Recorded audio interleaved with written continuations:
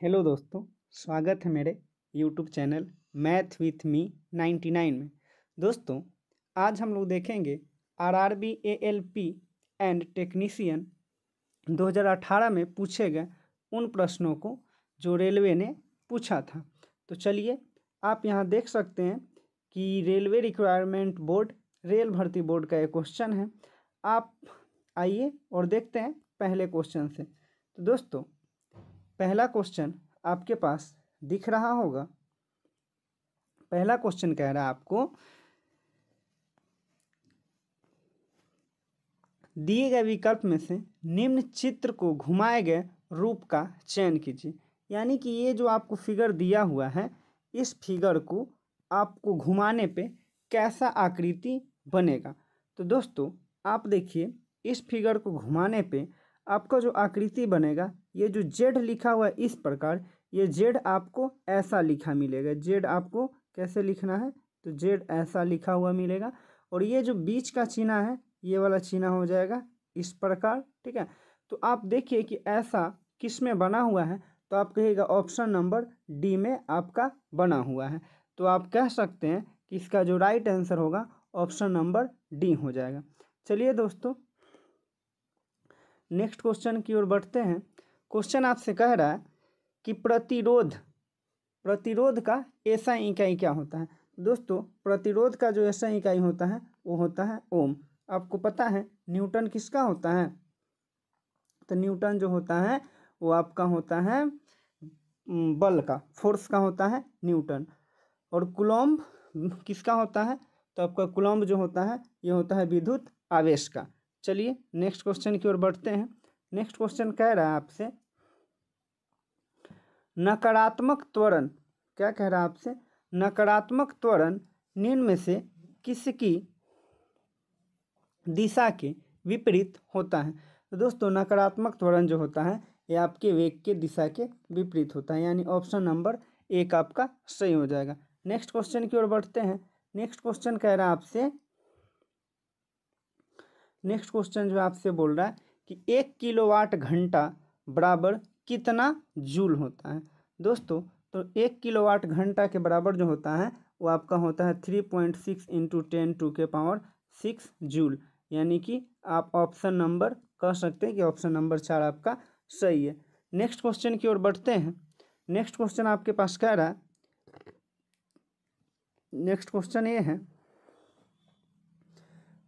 ऑर्टेक्स वर्गीकरण के Newlands law में निम्नलिखित में से कौन सा अंतिम तत्व है। यानी कि न्यूलैंड ने जो आवर्त सारणी बनाई थी, उस आवर्त सारणी में उसने सबसे अंतिम तत्व किसको रखा था, तो उसने जो सबसे अंतिम तत्व रखा था दोस्तों, उसने रखा था थोरियम को। तो आपका जो आंसर हो जाएगा वो हो जाएगा थोरियम। ऑप्शन नंबर 3 जो है बिल्कुल करेक्ट हो जाएगा। नेक्स्ट क्वेश्चन की ओर बढ़ते हैं। नेक्स्ट क्वेश्चन आपके पास है, कह रहा है भारतीय ओलंपिक संघ के वर्तमान में अध्यक्ष कौन है। दोस्तों, एग्जाम जो हुआ था एएलपी का 2018 में हुआ था, तो इसलिए ये 2018 का करंट अफेयर्स है। तो 2018 के अनुसार जो भारतीय ओलंपिक संघ के अध्यक्ष थे, वो आपके जो अध्यक्ष थे वो उन अध्यक्ष का जो नाम था वो था नरेंद्र ध्रुव बत्रा नाम था। तो चलिए आगे क्वेश्चन की ओर बढ़ते हैं। तो ये इंपॉर्टेंट है नहीं, चूँकि अब तो एग्जाम 2024 में होगा, तो 2024 का आप करंट अफेयर्स देख लेंगे। नेक्स्ट क्वेश्चन की ओर बढ़ते हैं। कह रहा है निम्नलिखित में से कौन सी एक त्रिभुजाकार संख्या नहीं है। यानी कि ट्रिपलेट आपको ढूंढना है। तो आपको पता होगा कि ये जो 15 है, आपका 15 जो है ये ट्रिपलेट संख्या नहीं है। बाकी 3, 10, 5 ये सारे के सारे ट्रिपलेट संख्या है। तो चलिए नेक्स्ट क्वेश्चन की ओर बढ़ते हैं। नेक्स्ट क्वेश्चन आपके पास क्या है, कह रहा पानी को ब्लीचिंग पाउडर में मिलाने पर कौन सी गैस निकलती है। दोस्तों, पानी को ब्लीचिंग पाउडर में मिलाने पे, ठीक है, कौन सी गैस निकलती है, ये क्वेश्चन आपसे पूछा था। तो आपको पता होगा कि पानी को ब्लीचिंग पाउडर में मिलाने पे आपका क्लोरीन गैस बनता है। चूँकि पानी होता है क्या आपका H2O, इसमें क्या मिलाते हैं, तो आपको कह रहा है इसमें मिलाते हैं ब्लीचिंग पाउडर, तो COCl2 होता है। जब ये रिएक्शन करता है तब जाकर आपका जो है हाइड्रोजन गैस मुक्त होता है। तो क्या हो जाएगा, सॉरी, तब इसका जो होगा वो आपका ना क्लोरीन गैस मुक्त होता है। क्योंकि इसमें हाइड्रोजन गैस मुक्त नहीं होगा, क्या होगा, क्लोरीन गैस मुक्त होगा। तो नेक्स्ट क्वेश्चन की ओर बढ़ते हैं। नेक्स्ट क्वेश्चन आपके पास क्या कह रहा है, नेक्स्ट क्वेश्चन कह रहा है निम्नलिखित में से कौन सा सही है। ये आपका मैथ का प्रश्न है। देखिए ऐसा प्रश्न जब भी आता है तब आपको इसको दो तरीके से बना सकते हैं। पहला तरीका है कि आप क्रॉस गुना कर लीजिए। क्या करना है, क्रॉस गुना कर लीजिए, ठीक है। ये दोनों को गुना कर लीजिए, जो ज़्यादा होगा वो उधर की ओर, इसको जैसे कि अगर ऐसा चिन्ह है इसका मतलब जिधर का ये जो मुंह खुला हुआ है ना उधर की संख्या जो होती है बड़ी होती है। तो आप इसको सॉल्व कीजिएगा तो आपका ये वाला जो संख्या होगा, जब 29 को 12 से गुना करेंगे तो यही ज़्यादा होगा, यानी ऑप्शन नंबर 1 आपका सही हो जाएगा। नहीं तो दूसरा तरीका है आप भाग करके भी चेक कर सकते हैं। चलिए नेक्स्ट क्वेश्चन की ओर बढ़ते हैं। नेक्स्ट क्वेश्चन कह रहा है आपको दिए गए श्रृंखला में जो अनुपस्थित पद है उसी को हमें क्या करना है, लिखना है। चलिए देखते हैं यहाँ पे क्या अनुपस्थित है। तो इसको थोड़ा जूम कर लेते हैं ताकि आपको बेहतर दिख पाए। आपको क्या करना है, जो आगे श्रृंखला में आएगा उसी को ढूंढना है। देखिए दोस्तों ये क्या है, एस है, एस से क्या हो गया टी, टी के बाद यू हो गया, यू के बाद भी हो गया, तो भी के बाद जाहिर सी बात है क्या होगा, डब्लू होगा, तो डब्लू लिख लिए। डब्लू के बाद क्या होगा, अब इधर देखिए टी है, यू है, भी है, डब्लू है, तो ये हो जाएगा आपका एक्स हो जाएगा। क्या हो जाएगा, एक्स हो जाएगा, ठीक है। तो आप कह सकते हैं कि ऑप्शन नंबर 1 यानी डब्लू और एक्स जो है आपका सही हो जाएगा। चलिए नेक्स्ट क्वेश्चन की ओर बढ़ते हैं। नेक्स्ट क्वेश्चन आपके पास है, कह रहा है कि तपस अभी और ऋषि के बीच एक केक को बांटा जाता है तो तपस को केक का 1/2 भाग मिलता है। कितना मिलता है, तपस को आपको मिलता है 1/2 भाग, ठीक है, और ऋषि को मिलता है 1/3 भाग, ठीक है, और शेष जो है अभी को प्राप्त होता है। चलिए दोनों को जोड़ लीजिए, 3 2 कला से लीजिएगा 6 होगा, तो ये हो गया 3 और ये हो गया 2, यानी 3 2 कितना हो गया दोस्तों, 5/6, यानी कि 6 भाग में से 5 भाग खत्म हो चुका है। तो शेष कितना बचा है, तो 6 में से 5 घटाइएगा तो 1 आएगा। कितना आएगा आपके पास, तो आएगा 6 में से 5 घटाने पे आपका आएगा 1, यानी कि 1/6 जो है आपका आंसर हो जाएगा। यानी कि आप कह सकते हैं कि ऑप्शन नंबर 2 जो है इस क्वेश्चन का बिल्कुल करेक्ट आंसर है। देखते हैं नेक्स्ट क्वेश्चन की ओर। नेक्स्ट क्वेश्चन आपसे पूछ रहा है निम्न में से कौन सी संख्या का वर्गमूल एक अपरिमेय संख्या होगी। क्या बताना है दोस्तों, अपरिमेय संख्या बताना है। तो दोस्तों अपरिमेय संख्या कहने का मतलब ये होगा कि इनमें से कौन सी संख्या दिया हुआ है जिसका पूर्ण रूप से वर्गमूल नहीं निकल सकता है, ठीक है, पूर्ण रूप से वर्गमूल नहीं निकल सकता है। तो इसके लिए क्या कीजिएगा, देखिए अगर यहाँ पे 1 का अगर स्क्वायर करेंगे तो 1 स्क्वायर तो 1 आता है, 2 का अगर स्क्वायर करेंगे तो 4 आता है, 3 का स्क्वायर आप कीजिएगा, 3 का स्क्वायर कीजिएगा तो क्या आएगा, 9 आएगा, 4 का स्क्वायर कीजिएगा तो 16 आएगा, 5 का स्क्वायर कीजिएगा तो 25 आएगा, 6 का स्क्वायर कीजिएगा तो 36 आएगा, 7 का स्क्वायर अगर करेंगे तो 49 आएगा, 8 का स्क्वायर करेंगे तो 64 आएगा, 9 का स्क्वायर करेंगे तो 81 आएगा, और 10 का अगर स्क्वायर करेंगे तो 100 आएगा। यानी कोई भी ऐसा संख्या तो है ही नहीं जिसके स्क्वायर करने पे लास्ट में 8 आता है। यानी कि आप कह सकते हैं कि आपका जो है ऑप्शन नंबर 2 जो है बिल्कुल सही हो जाएगा, क्योंकि ऐसा कोई भी संख्या नहीं है जिसका आप वर्ग कीजिएगा तो लास्ट में 8 आ जाएगा। यानी ऑप्शन नंबर 2 आपका बिल्कुल करेक्ट हो जाएगा। चलिए नेक्स्ट क्वेश्चन की ओर बढ़ते हैं। नेक्स्ट क्वेश्चन आपसे पूछ रहा है कि अलैंगिक प्रजनन जो है लैंगिक प्रजनन से भिन्न है। अलैंगिक प्रजनन में क्या होता है, देखिए आपका जो अलैंगिक प्रजनन होता है, अलैंगिक प्रजनन में जो होता है माता पिता का जो गुण होता है, माता पिता का जो गुण होता है वह बच्चों में ऑटोमेटिक आ जाता है। माता पिता का जो गुण होगा वो बच्चों में ऑटोमेटिक आ जाता है। तो आप कह सकते हैं कि जो नए जीव होंगे उनके जनक जो होंगे माता पिता के समान होंगे। यानी कि ऑप्शन नंबर 3 आपका इस क्वेश्चन का आंसर सही हो जाएगा। नेक्स्ट क्वेश्चन की ओर बढ़ते हैं। कह रहा है कि दिए गए समूह के लिए सबसे उपयुक्त शब्द चुनिए। यानी ये जो पिक्चर दिया है ये किससे रिलेटेड है, तो चलिए ये जो पिक्चर दिया है ये किससे रिलेटेड है, तो चलिए देखिए पिक्चर क्या क्या दिए ये देख लीजिए। पिक्चर में दिए हुए हैं बैच है, ट्रॉफी है और ये विनर का है। तो देखिए ये सारी चीज़ें किस में होती हैं, तो जब कोई सेलिब्रेशन करता है, क्या चीज़, जब कोई सेलिब्रेशन करता है तभी ना जाके ऐसा आपको देखने को मिलता है। तो आप सिंपल समझ सकते हैं सेलिब्रेशन यानी कि उत्सव जो है आपका बिल्कुल राइट आंसर हो जाएगा। ऑप्शन नंबर 3 जो है बिल्कुल राइट आंसर होगा। चलिए नेक्स्ट क्वेश्चन की ओर बढ़ते हैं। नेक्स्ट क्वेश्चन क्या कह रहा है कि 9.5%, देख लेते थोड़ा जूम कर देते हैं। कह रहा है 9.5% वार्षिक साधारण ब्याज पर कोई राशि 6 वर्ष में 942 हो जाती है, तो प्रारंभ में कितना निवेश किया गया था। दोस्तों ऐसा क्वेश्चन जब भी आए तो बनाने का जो तरीका है देखिए, 6 वर्ष में 942 रुपये हो जाती है, तो 42 रुपये 942 हो जाती है, इसका मतलब क्या हुआ, इसका मतलब है कि आपको मिश्रधन दे दिया कि मिश्रधन हो गया 942 रुपये।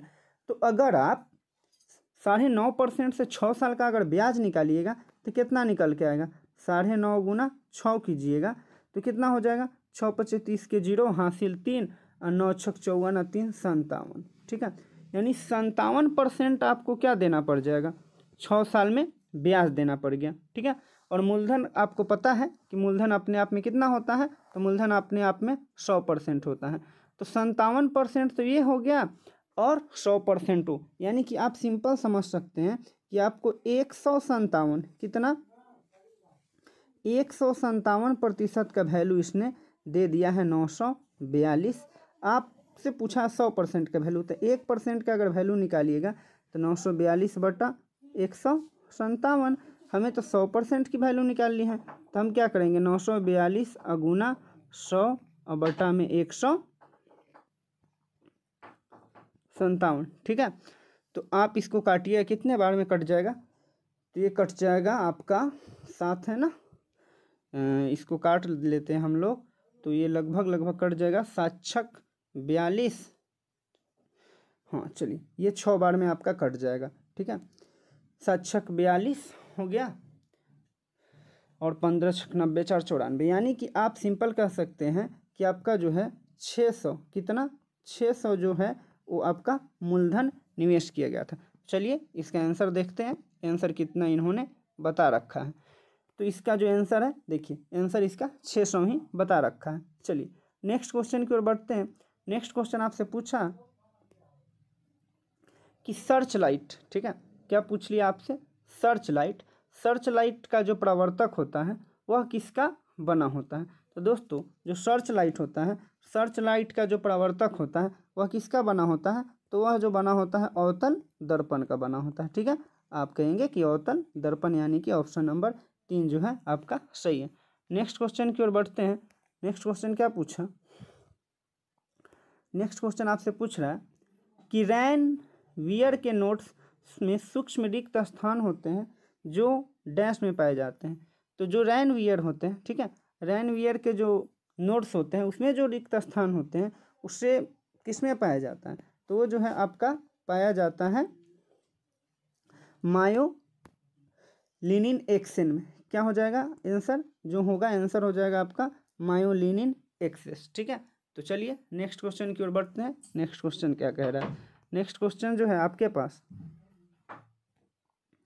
कह रहा है उमर और अविनाश ने क्रमशः 10,000 और 15,000 के निवेश के साथ साझेदारी शुरू करता है, लेकिन वित्तीय समस्या के कारण अविनाश ने 8 महीने बाद अपना निवेश वापस ले लेता है। तो 12 महीने के लाभ को दोनों में किस अनुपात में बांटा जाना चाहिए। चलिए देखिए क्या कह रहा है आपको कि उमर है और अविनाश है, एक लगाता है 10,000 और एक लगाता है 15,000।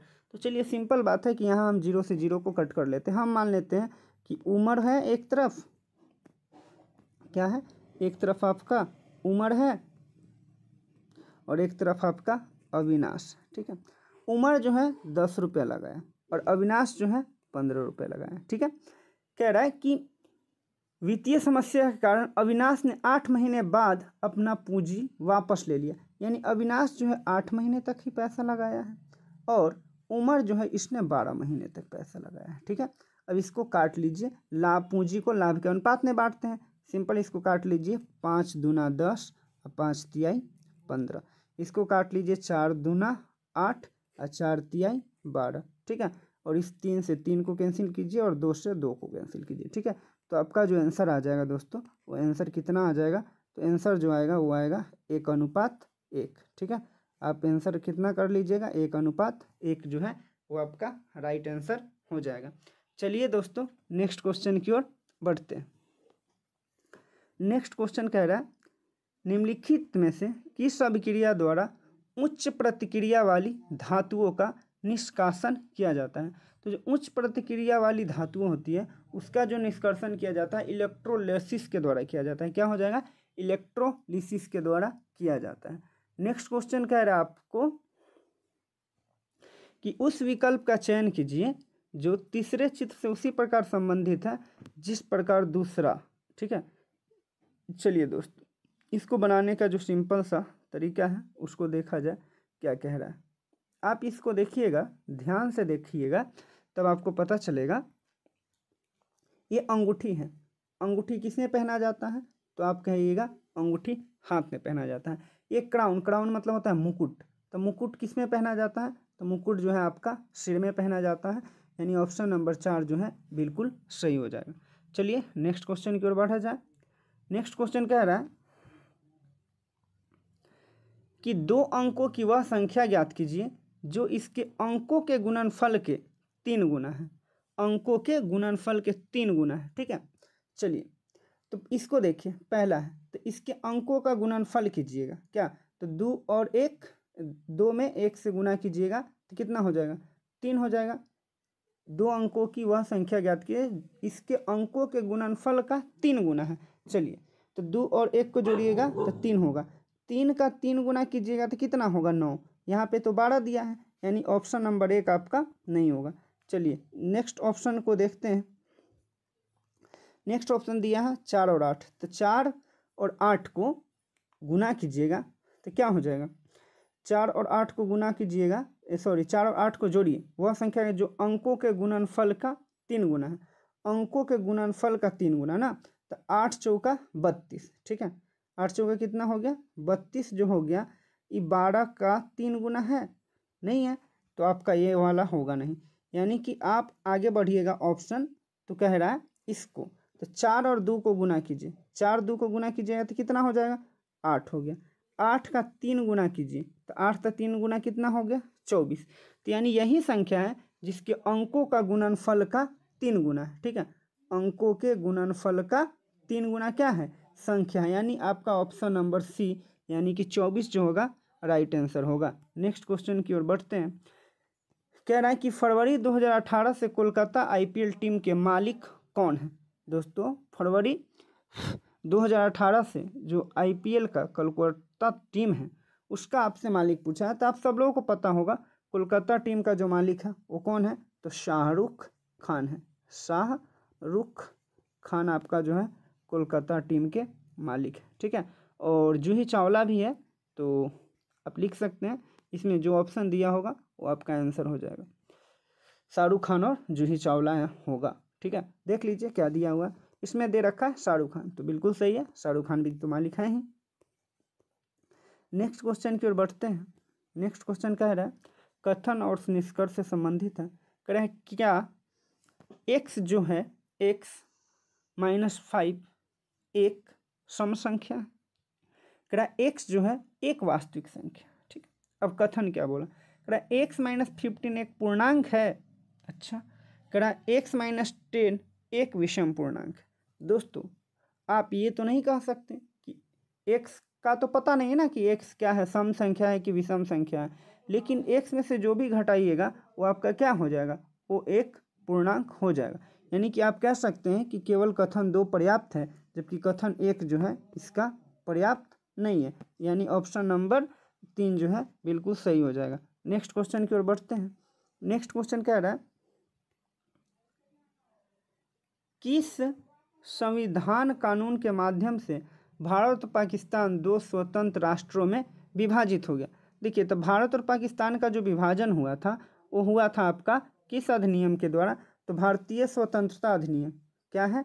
भारतीय स्वतंत्रता अधिनियम 1947।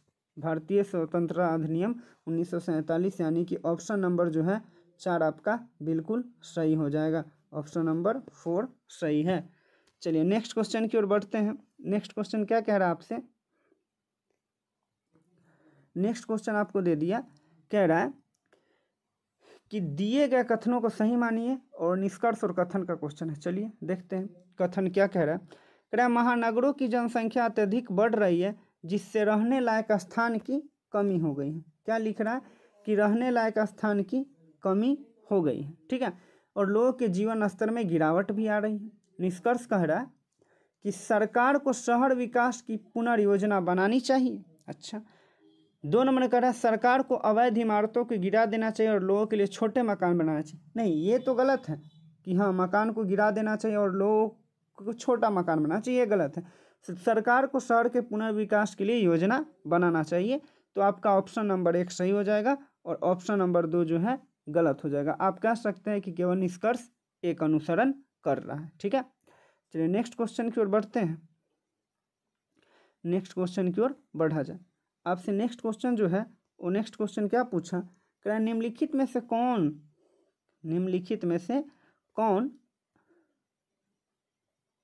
15,376 का वर्गमूल है? तो देखिए जो बनाने का सिंपल तरीका है वो हम कैसे बनाते हैं।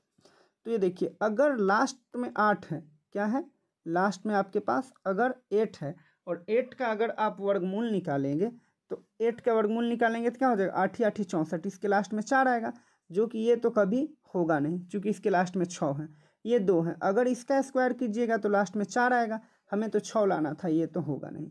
चलिए अब बचा ये 4, इसका अगर स्क्वायर कीजिएगा तो लास्ट में क्या आएगा? 6 तो आएगा, सही बात। चलिए और 6 आ गया और ऊपर में भी 4 है, तो इसका भी वर्ग कीजिएगा तो कितना आ जाएगा? 4 चौका 16, 6 आ जाएगा, ठीक है। तो अब देखिए आप क्या करते हैं कि 2 अंक का जोड़ा लगा लेते हैं, ठीक है। ये हो गया 76, इससे अब हमें कोई लेना देना नहीं है। अब मेरे पास है 153, ठीक है। तो देखेंगे कि 153 जो है किसके वर्गमूल में आता है। तो 12 का वर्गमूल करेंगे तो 12 का स्क्वायर 144 हो जाएगा और 13 का जो स्क्वायर होता है 169 होता है। तो हमें कभी भी नज़दीक वाले के पास जाना है, यानी कि हम कहेंगे कि 12 का वर्गमूल, यानी कि 126 का जो वर्गमूल होगा 124 है, 4 है, तो 124 का जो वर्गमूल होगा वो क्या हो जाएगा आपके पास? तो ये हो जाएगा 15,376। नेक्स्ट क्वेश्चन की ओर बढ़ते हैं। नेक्स्ट क्वेश्चन कह रहा है कि किसी दर्पण को जब नीचे दिए गए शब्द के नीचे क्षैतिज रखा जाए तो उसके द्वारा बनाए गए दर्पण छवि क्या होगा? देखिए क्षैतिज रखने का मतलब क्या हुआ? क्षैतिज रखने का मतलब हो गया कि दर्पण को ना ऐसे नीचे की ओर लगा दिया गया, ठीक है। दर्पण को नीचे की ओर लगा दिया गया। तो देखिए दोस्तों क्या होगा, नीचे की ओर जब लगाएंगे तो समझिए कि जैसा वाटर इमेज में पिक्चर बनता है वैसा ही बनेगा। तो आपका एच चेंज होगा नहीं, एच जो है एच ही रह जाएगा। ई भी आपका चेंज नहीं होगा, ई रह जाएगा। ए जो है दोस्तों चेंज हो जाएगा, ए आपका ऐसे हो जाएगा। और एल जो है एल भी आपका चेंज हो जाएगा, एल जो है आपका ऐसा हो जाएगा। टी है ये भी चेंज हो जाएगा, टी नीचे की तरफ हो जाएगा और एच तो चेंज होगा नहीं। और वाई जो है ये चेंज हो जाएगा, वाई आपका ऐसा हो जाएगा। तो चलिए हमें ऐसा ही ऑप्शन ढूंढना है, यानी देखते हैं ऐसा ऑप्शन किस में मैच कर रहा है। चलिए नेक्स्ट देखते हैं। ऐसा ऑप्शन देखिए आपका ऑप्शन नंबर 4 में दिख रहा है। एच तो सेम है, ई भी सेम है, ए को उलट दिया गया है, एल भी उलट गया है, ऊपर की ओर चला गया है, टी को भी चेंज कर दिया गया है, एच और वाई को भी चेंज किया गया है। तो आप सिंपल कह सकते हैं कि ऑप्शन नंबर 4 जो है इस क्वेश्चन का करेक्ट आंसर है। नेक्स्ट क्वेश्चन की ओर चलते हैं। नेक्स्ट क्वेश्चन कह रहा है अध्यापक को, क्या कह रहा है कि अध्यापक को कार्यशाला में भाग लेना चाहिए, ठीक है। अब अनुमान क्या कह रहा है कि कार्यशाला अध्यापकों के ज्ञान को सामायिक बनाती है, बिल्कुल सही बात। ऑप्शन नंबर 2 कह रहा है कार्यशालाएं जो है समय बर्बाद करती है। नहीं, कार्यशाला में समय बर्बाद थोड़ी होता है। कार्यशाला में जाकर शिक्षक क्या करता है कि बच्चे को पढ़ाते हैं और उसे विज्ञान से संबंधित प्रोजेक्ट को बताते हैं।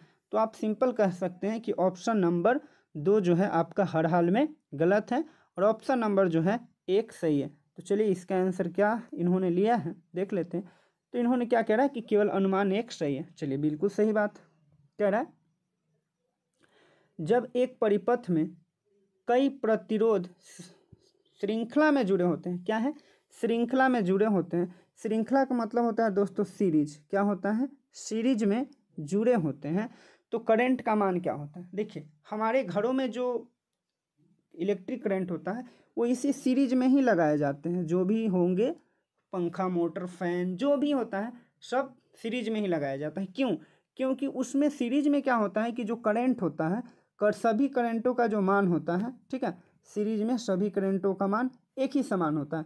इसलिए क्या होगा, कह रहा है कि जब एक परिपथ में कई प्रतिरोध श्रृंखला में जुड़े होते हैं तो करंट का मान क्या होगा, तो एक ही रहता है। सब जगह आपका क्या होगा, एक ही जैसा रहता है, कहीं कम ज़्यादा की गुंजाइश नहीं बनती है।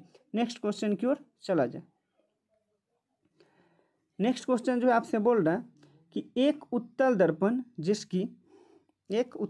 है जिसकी फोकस लंबाई f वायु में को द्रव में डुबाया जाता है, तो दर्पण में फोकस की लंबाई क्या होगी। तो दोस्तों फोकस की लंबाई तो सेम रहेगी, फोकस की लंबाई घट बढ़ नहीं होगी, क्योंकि यहाँ पे बोला है क्या कि फोकस लंबाई क्या है, f है, तो f ही रहेगा, यानी ऑप्शन नंबर 2 आपका सही है। नेक्स्ट क्वेश्चन को देखते हैं।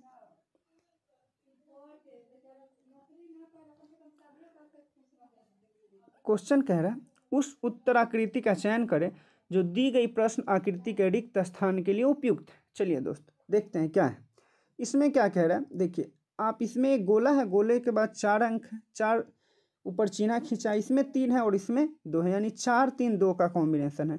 इसमें 3 हो गया, 2 हो गया, 4 हो गया, ठीक है। अब इसमें देखिए 2 है 4 है, तो इसमें क्या होगा, जाहिर सी बात है कि 3 होगा। क्या कितने होंगे गोले, 3 होंगे, ठीक है। अब 3 गोले तो हैं, ठीक है, लेकिन आप गोला को देखिए क्या किया है कि इस वाले में जो बना हुआ है एक ऊपर है, ठीक है, एक ऊपर है 2 नीचे है। इसमें क्या है, एक नीचे है 2 ऊपर है, तो अगले वाले में क्या बनेगा, अगले वाले में सेम पैटर्न फॉलो करेगा, एक ऊपर बनेगा और 2 नीचे बनेगा। तो हमें ऐसा ही ऑप्शन चूज करना है। चलिए देखते हैं कि ऐसा किस में दिख रहा है। तो आपको यहाँ पे आंसर है, तो आप यहाँ देखिए कि ऑप्शन नंबर 1 में ही ना दिख रहा है। तो चलिए ये ऑप्शन नंबर 1 आपका सही हो जाएगा, क्योंकि ऐसे भी आप ऑप्शन से ही बनाते तो बन ही जाता, क्योंकि एक ही है जिसमें 3 आपको दिया है और बाकी सारे में तो 2 में 4 दे दिए हैं और 1 में 2 दिए, तो ये तो होता नहीं। चलिए नेक्स्ट क्वेश्चन की ओर चला जाए। नेक्स्ट क्वेश्चन क्या कह रहा है, नेक्स्ट क्वेश्चन यहाँ है। चलिए नेक्स्ट क्वेश्चन ये है, नेक्स्ट क्वेश्चन कथन निष्कर्ष का है, अपार्टमेंट एसोसिएशन द्वारा शुरू किया गया स्वच्छ भारत अपने शहर को साफ रखे अभियान को उसके निवासियों से ज़्यादा प्रतिक्रिया नहीं मिल पाई, ठीक है। अब अवधारणा क्या क्या कह रहा, स्थानीय निवासी अपने अपार्टमेंट को साफ नहीं रखना चाहते हैं, सही है। कह रहा एसोसिएशन अभियान चलाने में असफल रही है। देखिए जाहिर सी बात है दोस्तों कि कह रहा है कि स्वच्छ भारत अपने साफ रखे, ये अभियान चलाया गया है, फिर भी इसका उचित प्रक्रिया नहीं मिल पाया। इसका मतलब क्या है कि एसोसिएशन का जो अभियान है वो सफल नहीं हो पाया है। क्या अगर आप तैयारी कर रहे हैं, क्या अगर आप एग्ज़ाम क्वालिफाई नहीं कर रहे, इसका मतलब क्या है कि हाँ आपने अच्छे ढंग से उस चीज़ों को नहीं समझ पाए। तो आपका जो आंसर हो जाएगा केवल पूर्व अवधारणा जो है 2 सही हो जाएगा, पूर्व अवधारणा 2 जो है सही हो जाएगा। चलिए नेक्स्ट क्वेश्चन की ओर चलते हैं। नेक्स्ट क्वेश्चन कह रहा है संवेग जो होता है, संवेग को किसके गुणनफल के रूप में व्यक्त किया जाता है। तो दोस्तों जो संवेग होता है क्या होता है, संवेग जो होता है वो आपका होता है, संवेग को ना हम लोग लिखते हैं द्रव्यमान गुणे वेग। द्रव्यमान गुना वेग जो होता है आपका क्या होता है, संवेग होता है। द्रव्यमान गुना वेग जो हो गया संवेग कहलाता है। चलिए नेक्स्ट क्वेश्चन की ओर देख लेते हैं। नेक्स्ट क्वेश्चन जो है आपके पास ये रहा। नेक्स्ट क्वेश्चन कह रहा 16,000 की राशि पर, कितनी की राशि पे, 16,000 की राशि पर 6 साल की अवधि के लिए 5% से वार्षिक साधारण दर पर अर्जित ब्याज कितना होगा। तो देखिए, ब्याज निकालने के लिए आप क्या करते हैं, समय को दर के साथ गुना कर लीजिए, ठीक है। तो 6×5 कितना हो गया 30 दोस्तों, यानी कि 1600 का आप कितना निकाल लीजिए 30% निकालिएगा। तो 30/100, 2 सोना से 2 सोना कैंसिल हो जाएगा, 16×3 = 48 है, 1 0 तो 1 0 आप लिख लीजिएगा, यानी कि 480 रुपये जो होगा आपका आंसर बिल्कुल करेक्ट हो जाएगा। नेक्स्ट क्वेश्चन की ओर बढ़ते हैं। नेक्स्ट क्वेश्चन कह रहा है, ये रीजनिंग का क्वेश्चन है, चलिए देख लेते हैं। कह रहा है कि 9 × 6 45 बना, 7 × 4 33 बना, 6 × 4 20 बना, तो 5 × 3 से क्या बनेगा। देखिए दोस्तों, बहुत ही प्यारा कॉन्सेप्ट है इसका। क्या किया है, 9 और 6 को जोड़ दिया है, तो 9 और 6 को जोड़िएगा तो कितना हो जाएगा 15, 15 को 3 से गुना किया है, इसने लिख लिया है 45, ठीक है। आगे क्या किया है, 7 और 4 को जोड़िएगा तो 11 को 3 से गुना किया है और 11 3 33 लिखा है। आगे 6 4 को जोड़िएगा तो 10, 6 4 को जोड़िएगा तो 10 आएगा, और 10 को 2 से गुना कर दिया है। कितने से गुना किया है, तो 10 को 2 से गुना किया है और इसने लिखा है 20। नेक्स्ट आपसे पूछा है 5 और 3 को जोड़िएगा तो 5 3 होगा 8, और 8 को आप 2 से गुना कीजिएगा तो आपका कितना हो जाएगा 16, ठीक है। तो इस क्वेश्चन का जो करेक्ट आंसर होगा वो 16 होगा। तो दोस्तों, कैसा लगा आज का सेशन, आप हमें कमेंट करके बताएं। अगर वीडियो अच्छा लगा हो तो हमारे चैनल को सब्सक्राइब कीजिए। क्या करना है, हमारे चैनल को सब्सक्राइब करना है और दोस्तों में लाइक, दोस्तों से कह के इसको शेयर भी करना है। जितना ज़्यादा हो सके हम आपको ALP का प्रीवियस ईयर क्वेश्चन करवा देंगे, ठीक है। तो मिलते हैं हम अपने नेक्स्ट वीडियो में, तब तक के लिए आप लोग अपनी तैयारी को जारी रखें।